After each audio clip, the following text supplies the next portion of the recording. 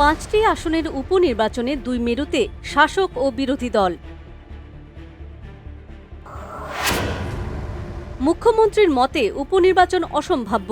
নিৰ্বাচনী আয়োগে দিব, তেতিয়াৰ পৰা আমি উপনিৰ্বাচনৰ কথা পাতিম। আৰু উপনিৰ্বাচন হয় বা নহয়, কাৰণ সেইবোৰ পুৰণা সমষ্টিৰ ভিত্তিত হ'ব। যদি ইলেকশ্যন কমিশ্যনে সিদ্ধান্ত কৰে যে পুৰণা সমষ্টিৰ ভিত্তিত ইলেকশ্যন পতা আমাৰ দিগদাৰী, গতিকে আমি উপনিৰ্বাচন নাপাতোঁ, তেনেকুৱাটো হ'ব পাৰে।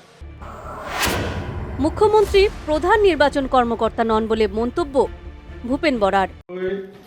কালি মুখ্যমন্ত্রী ডাঙৰীয়াৰ যিটো ষ্টেটমেণ্ট মই আচৰিত পাওঁ। ডিলিমিটেশ্যনৰ সময়ৰ পৰা আমাৰ অসমৰ মুখ্যমন্ত্ৰীগৰাকীয়ে স্বয়ম্ভূ ইলেকশ্যন কমিশনাৰৰ দৰে ব্যৱহাৰ কৰিব বিচাৰে। লোকসভা নির্বাচনের পর রাজ্যের 5টি কেন্দ্রে শূন্য প্রতিনিধি।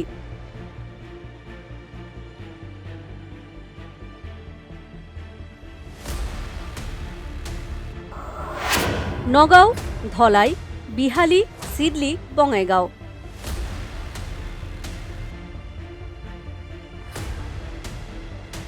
দেশের সংবিধান অনুযায়ী কোনো নির্বাচনী এলাকায় 6 মাসের বেশি শূন্য প্রতিনিধি থাকতে পারে না। কিন্তু লোকসভা নির্বাচনের পর এই আসনগুলিতে উপনির্বাচনের প্রস্তুতি নিচ্ছিলেন বিরোধীরা। আলোচনা অনুযায়ী ভূপেন বরা বিহালি থেকে নির্বাচনে লড়তে চান। বিরোধী দল 5টি আসনের জন্য তাদের কৌশল তৈরি করেছিল এবং এই আসনে শক্তিশালী প্রার্থী খুঁজছিল।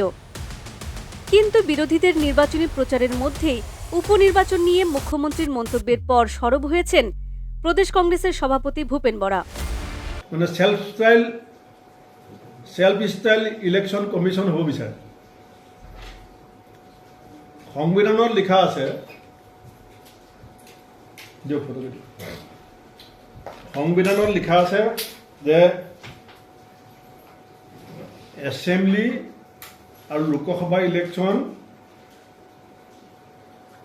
যদি 6 মাহতকৈ বেছি সময় থাকে, 6 মাহতকৈ বেছি দিন এটা লোকসভা সমষ্টি, এটা বিধানসভা সমষ্টি প্ৰতিনিধিত্ববিহীন হ'ব নোৱাৰে। এইটো দেশৰ সংবিধানত লিখা আছে যে মোৰ দেন 6 মান্থ আপুনি এটা চিট ভেকেণ্ট কৰি ৰাখিব নোৱাৰে। ইলেকশ্যন কমিশনৰ কোনো প্ৰতিক্ৰিয়া নাই। মুখ্যমন্ত্ৰীয়ে কৈ দিলে যে বাই ইলেকশ্যন নহ'ব পাৰে। এদিকে বিতর্কিত বিহালি আসন থেকে নির্বাচনে লড়বেন ভূপেন বরা। বিজেপি বিধায়ক প্রশান্ত ফুকন ইঙ্গিত দিয়েছেন যে তিনি উত্তরপ্রদেশে চলমান উপনির্বাচনের মধ্যে 26-এর নির্বাচনী পরিসংখ্যান নিয়ে ব্যস্ত রয়েছেন। বিজেপি 95টি আসন নিয়ে ব্যস্ত। ভূপেন বৰাই বিহালীত যদি খেলে, তেওঁ যেবাৰ হাৰিলে তাৰ লগত আৰু এবাৰ যোগ দিব লাগিব। ব্যর্থতা ঢাকতে বিরোধীরা একের পর এক সভা করছেন। এইটো তেখেতৰ আৰু বিজেপি দলৰ আভ্যন্তৰীণ যিটো ৰাজনৈতিক বৰ্তমান অৱস্থা, সেইকাৰণে এই কথাটো তেওঁ কৈছে বুলি মই ভাবোঁ। কাৰণ 1 নম্বৰ হৈছে চিডলি সমষ্টিত বিজেপিৰ ভৱিষ্যত নাই। বঙাইগাঁও সমষ্টিৰ চিটটো বিজেপিক এজিপিয়ে এৰি নিদিয়ে। চামগুৰি সমষ্টিত বিজেপিৰ কোনো ভৱিষ্যত নাই। বিহালী সমষ্টিত বিজেপি শোচনীয় পৰাজয় হ'ব।